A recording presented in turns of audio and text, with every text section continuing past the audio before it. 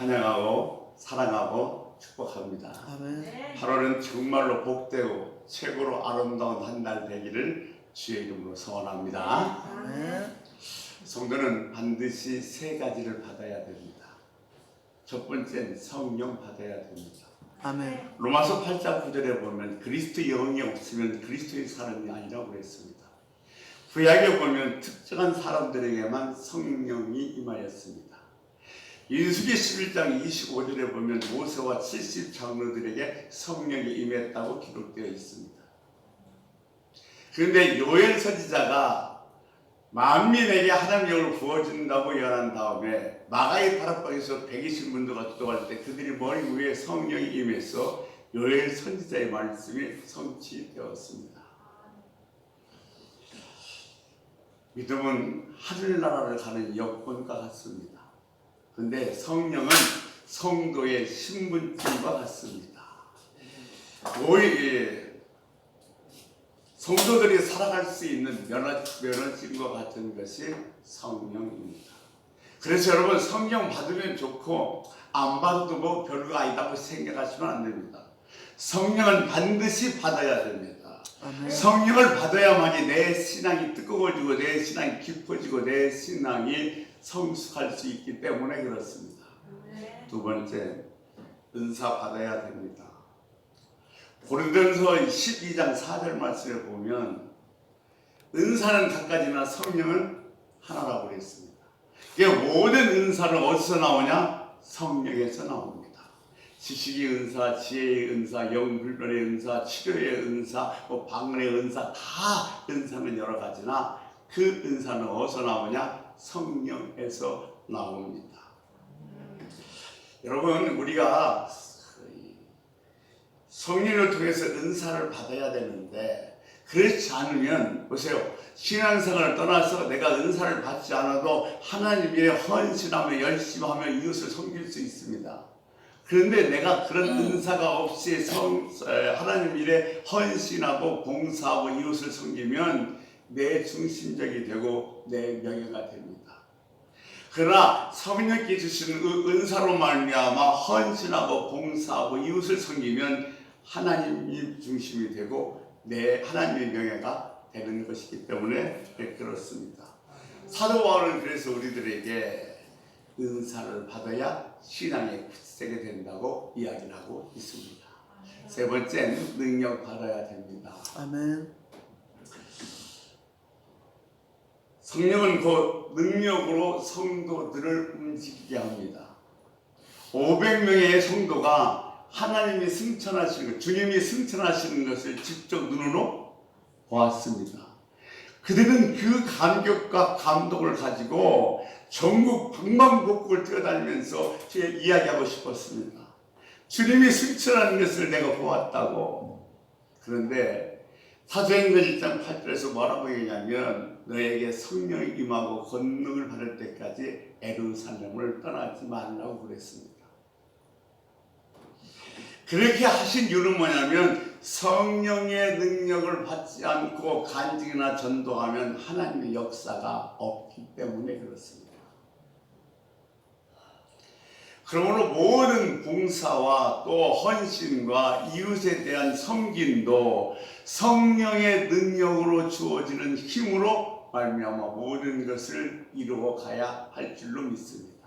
그래서 성도는 반드시 성령과 은사와 능력 받아야 됩니다. 그리고 이것이 소멸치 않기 위해서 최선을 다하는 신앙생활 하시기를 주의 이름으로 축복합니다. 아멘. 지난 시간에 이어서 우리 인생에는 다 장애물이 있는데 그 장애물 속에는 하나님께서 숨겨놓은 아름다운 디딤돌이 있다고 그랬습니다. 그럼 내가 지금 어려움에 있는데, 내가 지금 병 중에 있는데, 고난 중에 있는데 그 어려움 속에서, 그 장애물 속에서 하나님이 숨겨놓은 디딤돌, 그 아름다운 디딤돌을 우리가 어떻게 발견할 수 있는가? 지난 시간에 이어서 계속해서 우리 한번 생각해 보도록 하겠습니다. 이스라엘은 3년 반 동안 비가 오지 않았습니다. 이 비가 오지 않게 하는 것을 누가 하신 거냐면 하나님이 하신 겁니다. 근데 엘리야가 기도를 합니다. 엘리야가 왜 기도를 했을까요? 당연히 비가 안 오니까 하나님 비 내려달라고 기도했을까요? 내가 기도하면 하나님께서 비를 주실 줄도 몰라 하면서 기대감에 기도했을까요? 그렇지 않습니다.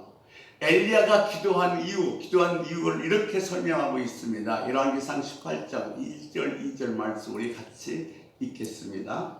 많은 날이 지나고 제3년에 여호와의 말씀이 엘리야에게 임하여 이르시되 너는 가서 아합에게 보이라. 내가 비를 지면에 내리리라. 엘리야가 아합에게 보이려고 가니 그때 사마리아에 기근이 심하였더라. 아멘. 비가 내려오기 전에 비를 내려달라고 하나님께 기도한 게 아니란 말입니다. 지금 엘리야는 뭐요? 하나님께서 비를 주시겠다는 하나님의 말씀을 들었습니다. 그러니까 지금 엘리야는 하나님의 마음이 어떤 것이며 하나님의 의도가 무엇이며 하나님의 방향이 어디인 줄 알고 있기에 하나님께 엎드려 기도하기 시작한 겁니다. 간절히 기도하다가 종을 올려보냅니다. 종이 가봤더니 하늘은 파랗습니다. 비올 징조는 보이지도 않습니다. 또 엘리야가 열심히 기도하다가 종을 다시 올려보냅니다. 종이 봤더니 햇빛이 너무너무 따가워서 비는 꿈도 못 꿀 그런 상황입니다. 그런데 엘리야가 총 몇 번을 하냐면 7번을 합니다. 7번째 기도를 하고서 이 사환을 보냈는데 저 멀리에서 손바닥만한 구름이 떠올랐습니다. 여러분, 이 미리의 사람은 뭐가 다르냐면 지금 손바닥만한 구름을 봤습니다. 그런데 이 엘리야가 아합에게 뭐라고 얘기하면 곧 소낙비가 쏟아질 것이라고 얘기를 합니다. 왜 그랬을까요? 하나님이 비를 내려주십니다. 아멘. 그러니까 하나님께서 비를 내려준다고 말씀하셨기에 지금 날씨는 청명하고 구름 한 점 없고 햇볕은 내려쬐고 있지만 이런 상황에서도 하나님이 비를 내려준다고 믿고 있었기에 지금 손바닥만한 구름을 보고 엘리야는 아합에게 소낙비가 쏟아진다고 이야기를 하는 겁니다. 하나님이 우리 기도하면 다 응답하신다고 하셨으니까 한 번 기도해서 딱 응답이 돼야 능력이지 6번까지 전혀 응답이 없다가 7번째 응답하셨습니다. 보통 우리는 7이라는 수를 성경에서는 완전수라고 이야기를 합니다. 이런 땅 끝에서도 전혀 비가 올 조짐도 안 보이는데도 불구하고 하나님이 말씀하셨으니 비가 올 것으로 믿고 간구하는 그 엘리야에게 하나님은 소낙비 비에 앞서서 뭘 보내셨냐면 손바닥만한 구름을 보내셨습니다. 이 손바닥만 구름은 바로 뭐냐면 하나님의 사인, 하나님의 신호입니다. 사랑하는 성도 여러분, 우리는요 기도를 열심히 하는 것 중요해요. 그런데 기도하는 중에 하나님이 응답하시기 전에 반드시 무엇을 보내는가? 사인 보냅니다. 신호 보냅니다. 이걸 우리가 볼 수 있어야 될 줄로 믿습니다. 아멘. 그러니까 하나님께서 소낙비 내리기 전에 이 구름을 보내는 것은 하나님의 신호입니다. 내가 비가 내리겠다는 하나님의 신호입니다. 그러니까 비부터 안 주고 이 구름부터 보낸 이유는 뭐냐면 하나님이 말씀하셨으니까 이 때학 때도 반드시 비가 내릴 줄로 믿고 믿음의 고백을 하는 엘리야의 이 고백을 하나님은 듣고 싶었던 거예요. 지금 상황이 전혀 날씨를 봐도 비 올 날씨는 아니에요. 징조도 없습니다. 그런데 그럼에도 불구하고 하나님이 비를 내린다고 말씀하셨으니 손바닥만한 구름을 보고도 아합에게 빨리 피하십시오. 소낙비가 나와서 잘못하면 왕의 수레가 수렁 속에 빠질 수가 있습니다. 하나님께서는 이 엘리야를 통해서 이 엄청난 고백을 하시게 만든 거예요. 우리도 이런 믿음의 고백을 할 수 있어야 돼요. 아멘. 뻥쟁이가 아니라 손바닥만한 기운을 본 다음에 하나님의 신호를 보면 하나님이 하셨다고 이미 선포하고 믿음으로 고백할 수 있어야 된단 말입니다. 그런 믿음의 성도가 되시기를 축원합니다. 아멘. 잠언서 21장 1절에 보면 이렇게 이야기하고 있습니다. 우리 같이 읽습니다. 왕의 마음이 여호와의 손에 있음이 마치 본물과 같아서 그가 임으로 인도하시느니라. 지금 이렇게 되어 있습니다만 개혁전의 성경을 어떻게 되어 있냐면 왕의 마음이 여호와께 있으니 보의 물 같아서 그가 임으로 인도하시니라 했습니다. 보의 물 그랬는데 보가 뭐예요? 농사꾼들이 쓰는 단어입니다. 근데 지금 그 단어를 지금 어디에? 여기다 갖다 놨어요. 우리가 농사 지으신 분들은 다 아는데 밭에 물이 가득 찼습니다. 논에. 그러면 그 논에 찬 물을 다른 곳으로 보내야 되는데 그때 뭐냐면 물꼬를 틉니다. 물꼬를 틀고 방향을 냅니다. 방향을 오른쪽으로 내면 그 물이 뭐요? 오른쪽으로 흐르고 방향을 왼쪽으로 내면 그 물이 왼쪽으로 흐르게 되어 있습니다. 자, 그 말 그대로 한다면 왕의 마음은 누구? 농부이신 하나님이 방향을 틀어주셔야 된다는 겁니다. 지금 느헤미야는 예루살렘 건축을 재건을 위해서 따라가기를 원하는데 그것을 허락할 수 있도록 하나님께서 아닥사스의 왕의 마음을 그쪽으로 물꼬를 내주셔야 되니까 틀어주셔야 된다는 겁니다. 느헤미야는 나는 왕의 마음을 바꿀 수가 없습니다. 하나님, 나는 왕의 마음을 도저히 바꿀 수 없습니다. 그의 왕의 마음을 바꾸는 것은 하나님이 하시는 일입니다. 하나님, 나는 이 왕의 마음을 바꿀 수 없어요. 그 왕의 마음을 움직여 달라고 느헤미야가 끝까지 기도하며 기다립니다. 네, 이렇게 끝까지 기도하다 보니까 뭐가 나오냐면 에레미야서 2장 2절에 이렇게 얘기해요. 내 얼굴이 왜 그러냐. 지금 이 느헤미야는 경호실장, 비서실장입니다. 그리고 어떤 역할이냐면 왕의 마음에 어떤 근심이 있는가, 아니면 혹시 육체 어디 아픈 것이 있는가를 살피는 업무가 바로 이 비서실장의 업무입니다. 그런데 왕은 지금 마음에 아무런 근심이 없어요. 아픈 것도 없습니다.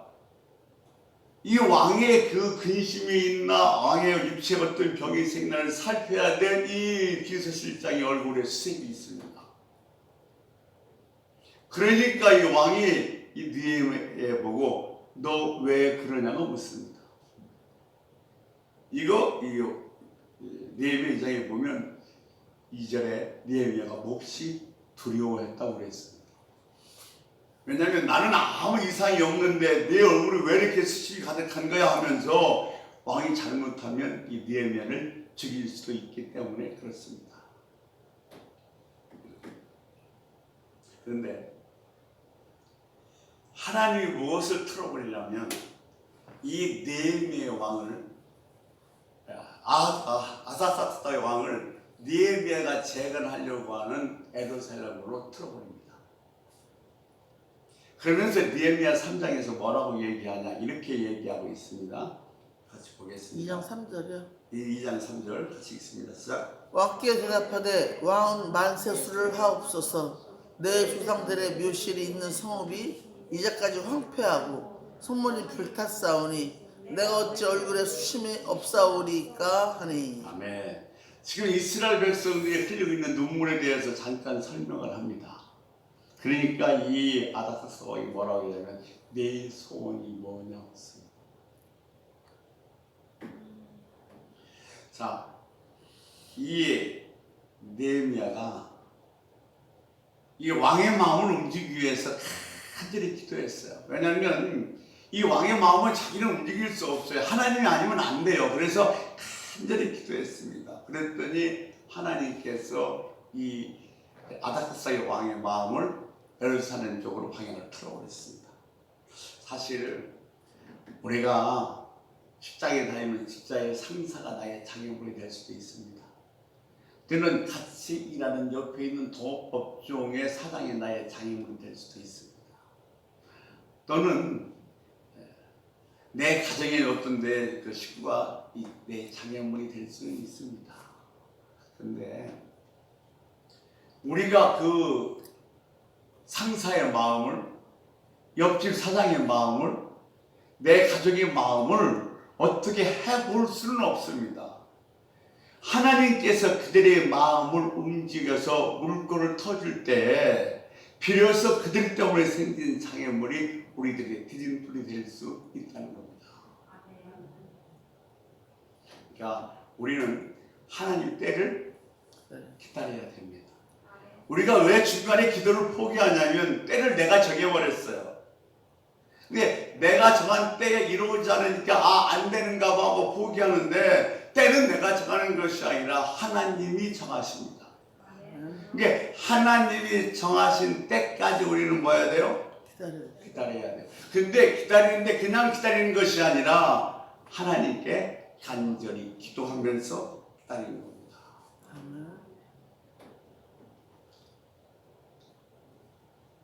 하나님의 일은 왕의 마음을 바꾸는 일입니다. 근데 그렇게 해서 하나님께서 하나님이 하실 일을 하시라고 간절히 기도한 다음엔 두 번째는 뭐냐면 우리가 해야 할 일이 있습니다. 하나님께 기도만 하고 가만히 있는 것이 아니라 내가 할 목이 있단 말입니다. 그 목을 최선을 다해서 준비하고 계획하고 실천해야 된다는 거예요. 여러분, 기도 안 되는 것도 문제예요. 왜냐하면 기도는 해야 됩니다. 그러나 기도는 열심히 하는데 내가 할 일을, 내가 준비할 것을 준비하지 않는다 그런다면 그 장애물 속에서 하나님께 내가 숨겨놓은 아름다운 디딤돌을 발견할 수가 없습니다. 내가 할 일을 반드시 해야 됩니다. 자, 그러자 4절에서 내 소원이 뭐냐 물으니까 5절에 이렇게 대답하고 있습니다. 느헤미야 2장 5절입니다. 왕에게 아뢰되 왕이 만일 좋게 여기시고 종이 왕의 목전에서 은혜를 얻었사오면 나를 유다 땅 나의 조상들의 묘실이 있는 성읍에 보내어 그 성을 건축하게 하옵소서 하였는데. 아멘. 첫 번째 소원이 뭐예요? 지금 자기 대통령 경호실장으로 있는데 이 대통령 경호실장 자리에서 저 예루살렘으로 보내달라는 거예요. 즉 이것을 요즘 말 한마디로 줄여서 말하면 보직병력 해달라는 거예요. 나 여기 수산국의 대통령 경호실장이 아니라 저 예루살렘으로 파견 좀 시켜달라는 겁니다. 두 번째 말씀을 보겠습니다. 6절인데 대단히 무서운 말씀이에요. 6절 같이 있습니다. 그때 예레미야 2장 6절. 그때에 왕후도 왕 곁에 앉아 있었더라. 왕이 내게 이르시되 내가 몇 날에 다녀올 길이며 어느 때에 돌아오겠느냐 하고 왕이 나를 보내기를 내가 기한을 정하고. 아멘. 자, 지금 알았다. 내가 네 보직을 변경시켜줄게. 그러면 예루살렘에 가서 네가 예루살렘 그 성벽을 건축하고 다 마치고 돌아오는 동안에 그 시간은 얼마면 되느냐, 얼마나 되겠냐고 물어봅니다. 그랬더니 느헤미야가 조금 더 당황하지 않고서 기간을 딱 정했습니다. 이 얘기는 무슨 얘기냐면 느헤미야는 지금 왕의 허락을 하면 내가 가서 예루살렘 성전을 건축할 때 어떤 것이 필요한가를 다 준비하고 계획하고 지금 내가 실천하고 있다는 거예요. 그러니까 느헤미야가 조금 더 당황치 않고 대답했다 이야기를 그냥 보내면 안 돼요. 중요한 얘기예요. 보세요. 느헤미야가 대단히 철저하게 준비했다는 겁니다. 예루살렘 성벽을 건축하려면 성벽의 면적이 얼마나 되는지, 길이는 얼마나 되는지, 높이는 얼마가 되는지 이 성벽에 대해서 다 알아야만이 준비할 수 있습니다. 또 그리고 거기에 어떤 기구들이 필요한지 또 어떤 또 제목들이 필요한지를 다 계산하고 알고 있어야 돼요. 그리고 에르사렘 그 자체에서 모든 재료를 구입하는 것이 아니라 이 수산동에서 또 다른 곳에서 공급하고 기구가 오기 때문에 맨날 며칠에 걸려서 어떻게 해서 다 보내고 정리하고 끝을 내야 되는지 정확하게 계산하고 정리해서 알고 있지 않으면 내 기간이 얼마나 걸립니다 하고 자신 있게 말할 수가 없는 겁니다. 보통 그 당시에 예루살렘 성벽은 약 3.5m에서 4m 정도 됐다고 합니다. 성벽을 허리 정도로 쌓는 사람은 없어요. 아무나 넘어 다니기 때문에. 그래서 성벽은 최소한도 2m 50 이상이 돼야 된다고 합니다. 그리고 예루살렘의 성벽 길이는 약 1m 1.6km라고 했어요. 이 1.6km의 성벽을 4m로 쌓으려면 기간이 얼마나 길고 거기에 벽들은 얼마나 필요하고 어떤 장비가 필요한지 다 계산해놨어요. 그래서 얼마나 걸리고 언제 돌아온다는 얘기를 서슴없이 딱 이야기를 하게 된 것입니다. 지금 하나님이 무슨 말씀을 하고 계신가요? 이 말씀을 통해서 우리들에게 어떤 말씀을 하고 계신가 하면 하나님 시간대에 하나님의 능력이 발휘하게 된다는 겁니다. 그래서 때를 기다려라. 그리고 아버지가 움직일 때에 같이 움직이라는 거예요. 너희는 때를 기다려. 하나님 때를 기다렸다가 하나님이 움직일 때 같이 움직여. 그럴 때 능력이 되고 그럴 때 뭐요? 일이 쉬워지는 거야. 그 말씀하고 계시는 거야. 근데 그 시간 동안에 내가 할 수 있는 첫 번째 단추는 뭐냐면 하나님만이 가능합니다. 하나님 아닥스다 왕의 마음을 바꿔 주시옵소서고 간절히 기도하는 것이 첫 번째 내가 할 일이었고, 근데 기도로 하는 것 그걸로 끝나면 안 됩니다. 많은 하나님 사람들이 무엇을 놓치고 있냐면 기도 열심히 하세요. 근데 기도하고서 내가 할 일을 준비하지 않아요. 여러분, 계획은 내가 할지라도 일을 행하신 이는 여호와십니다. 하나님이십니다. 많은 사람들이 그런 얘기해요. 왜 나는 기회를 안 주냐고. 내게는 왜 그런 기회가 없냐고 얘기합니다만, 아니요. 기회를 안 준 게 아니라 그 기회를 내가 못 잡은 거예요. 무슨 말씀이냐면 내가 준비되어 있지 않으면 기회가 내 앞에 왔어도 그것이 기회인 줄 몰라요. 그렇기 때문에 그 기회를 잡을 수가 없다는 겁니다. 그래서 하나님이 하실 일은 하나님이 하실 수 있게 기도하고 내가 해야 할 목은 내가 철저하게 준비해야 한다는 겁니다. 그래, 기간이 얼마나 걸리겠느냐? 아닥사스 왕이 묻습니다. 잠깐만, 내가 계산 한번 해볼게요. 이게 당하는 게 아니에요. 이미 묵상하고 정보를 수집하고 다 계획해놔서 얼마나 걸리냐, 즉각적으로 얼마나 걸린다고 대답할 수가 있었던 것입니다. 자, 두 번째 지금 이제 7절 같이 한번 보겠습니다. 같이 읽습니다. 내가 또 왕에게 아뢰되 왕이 만일 좋게 여기시거든 강 서쪽 총독들에게 내리시는 조서를 내게 주사 그들이 나를 용납하여 유다에 들어가기까지 통과하게 하시고. 아멘. 왜 이런 이야기를 했는가 하면 그 당시에 페르시아는 땅은 정말 컸습니다. 그리스, 인도, 아프리카, 아시아까지 차지하고 있었으니 땅이 얼마나 넓겠습니까? 120도가 있었고 총독들이 얼마나 많은지 모릅니다. 근데 지금 이 수산국에서 예루살렘까지 가려면 수많은 총독들이 만나야 됩니다. 근데 총독들이 보내지 않으면 갈 수가 없습니다. 그 총독들을 통과할 수 있는 통과 사증을 달라고 요구하는 거예요. 그러니까 지금 이 느헤미야는 다 꿰고 있는 거예요.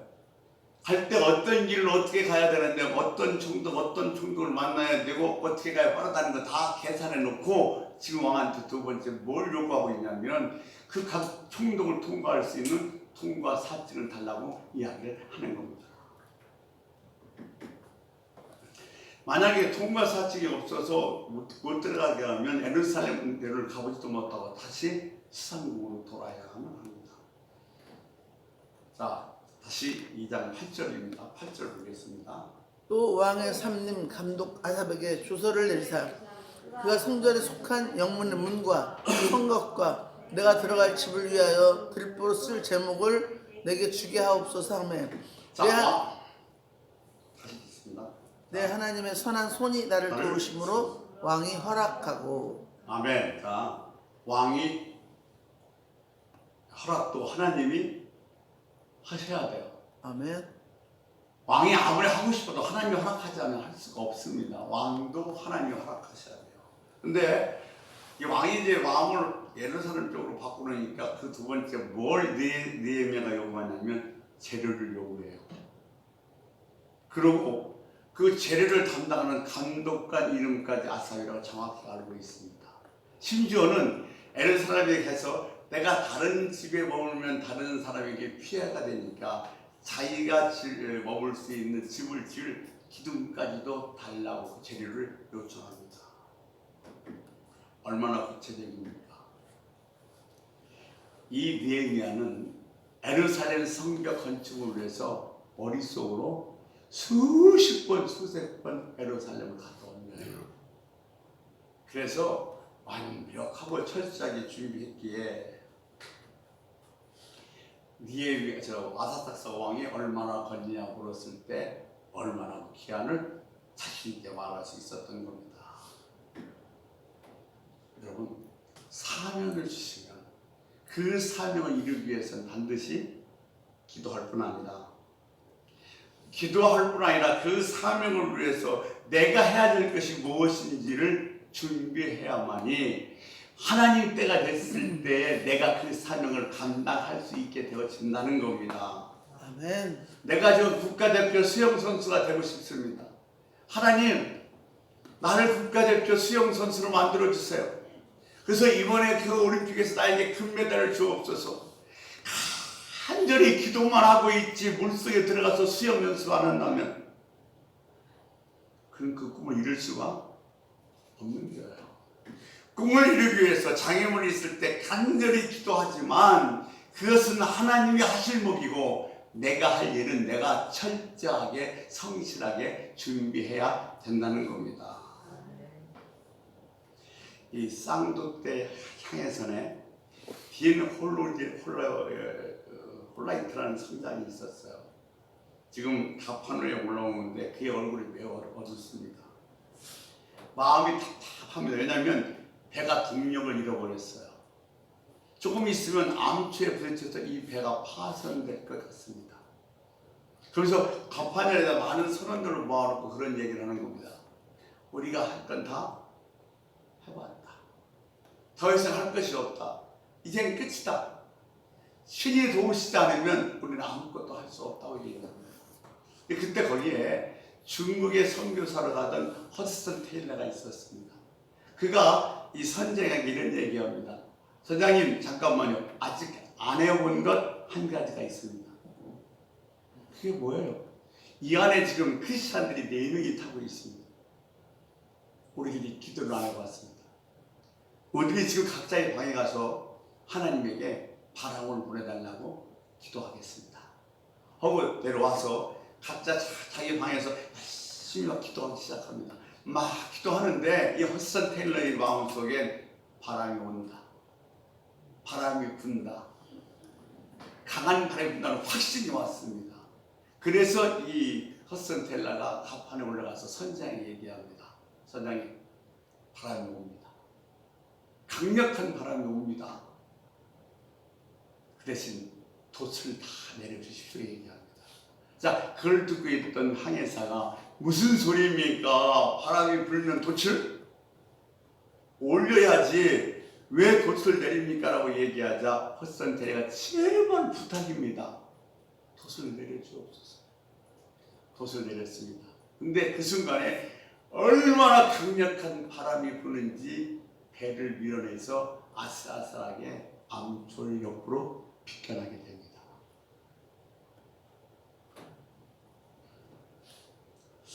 사랑하는 성도 여러분,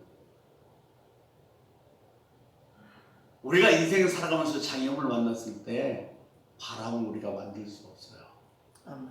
바람은 하나님이 보내셔야 됩니다. 근데 그 강력한 바람이 올 때 모든 돛을 내리는 것은 뭐예요? 내가 우리가 할 일이에요. 아멘. 만약 돛을 내리지 않으면 그 강력한 바람 때문에 더 빨리 암초에 부딪혀 죽습니다.